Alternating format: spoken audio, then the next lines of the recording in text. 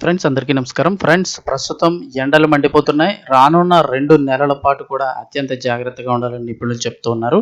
ఇటువంటి పరిస్థితుల్లో చాలామంది ఒకప్పుడు ఏసీ అనేది లగ్జరీ అయినప్పటికీ ఇప్పుడు నిత్యావసర వస్తువు కింద అయిపోయింది. ఎందుకంటే ప్రతిరోజు కూడా ఏసీ వాడుతున్నారు. ముఖ్యంగా సమ్మర్లో అయితే కనుక ఏసీ లేకుండా అసలు చిన్న చిన్న ఇళ్లలో కూడా ఏసీ అయితే కొనుక్కొని పెట్టుకుంటున్నారు. ఇటువంటి పరిస్థితుల్లో ఏసీ వాడేటప్పుడు చాలా మందికి ఉండే సందేహం, ఫ్యాన్ వేయడం మంచిదా కాదా, అసలు నిపుణులు ఏం చెప్తున్నారు, ఫ్యాన్ వేసుకోమనా వద్దా?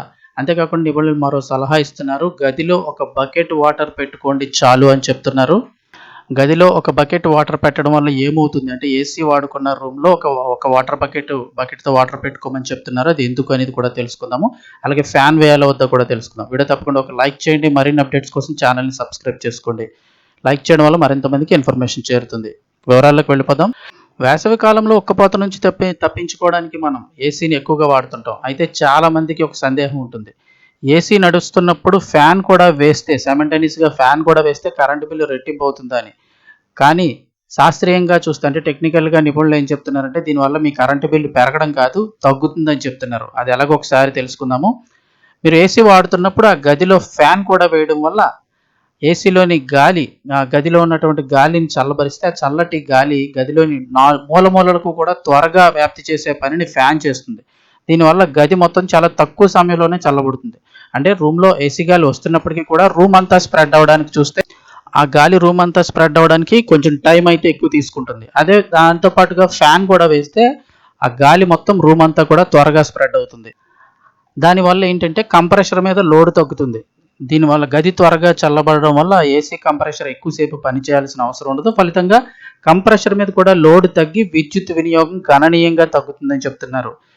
అంతేకాకుండా మీరు ఏసీ టెంపరేచర్ను 20లో ఉంచే బదులు 24 లేదా 26 వద్ద సెట్ చేసుకొని ఫ్యాన్ ఆన్ చేసుకోండి. అంటే బాగా మరి తక్కువగా ఉంటే 18 నుంచి 26, అలా కూడా 28 వరకు కూడా మీరైతే ఏసీ సెట్ చేసుకోవచ్చు. అయితే నిపుణులు ఏం చెప్తున్నారు, మ్యాక్సిమం వాడుకుని 24 లేదా 26 వద్ద ఏసీ సెట్ చేసుకొని ఫ్యాన్ కూడా ఆన్ చేసుకుంటే, ఫ్యాన్ గాలి వల్ల మీ శరీరానికి విండ్ చిల్డ్ ఎఫెక్ట్ కలిగి ఎక్కువ టెంపరేచర్ వద్ద కూడా గది చాలా చల్లగా ఉన్న అనుభూతినిస్తుంది. ఈ చిన్న చిట్కాని పాటించడం వల్ల ఏసీ తక్కువ సమయం పనిచేస్తుంది. తద్వారా నెలాఖరుకు మీ కరెంటు బిల్లు కూడా తగ్గి జేబులో డబ్బులు మిగులుతాయి. అందుకే ఇకపైన ఏసీ ఆన్ చేసినప్పుడు ఫ్యాన్ కూడా వేసుకోవడం మర్చిపోకండి అని నిపుణులు చెప్తున్నారు. అంతేకాదు, ఏసీ గదిలో ఒక బకెట్ వాటర్ పెట్టుకోండి అంటున్నారు. ఎందుకు అని చూస్తే, ప్రస్తుతం నిత్యావసరంగా మారిపోయిన రోజులు ఏసీ అనేది. ఉక్కపోత వేడి నుంచి ఏసీ తక్షణ ఉపశమనాన్ని ఇస్తుంది. అయితే నిరంతరం ఏసీ గదిలో గడిపితే కొన్ని అనారోగ్యాల బారిన కూడా పడాల్సి వస్తుందని నిపుణులు హెచ్చరిస్తున్నారు. ఈ సమస్యలన్నిటికీ ఒకే పరిష్కారం, ఏసీ గదిలో ఒక బకెట్ నీళ్లు పెట్టుకోవడమని కూడా చెప్తున్నారు. మరి ఏసీ గదిలో బకెట్ నీళ్ళతో కలిగే ఉపయోగాలు ఏంటో ఒకసారి తెలుసుకుందాము.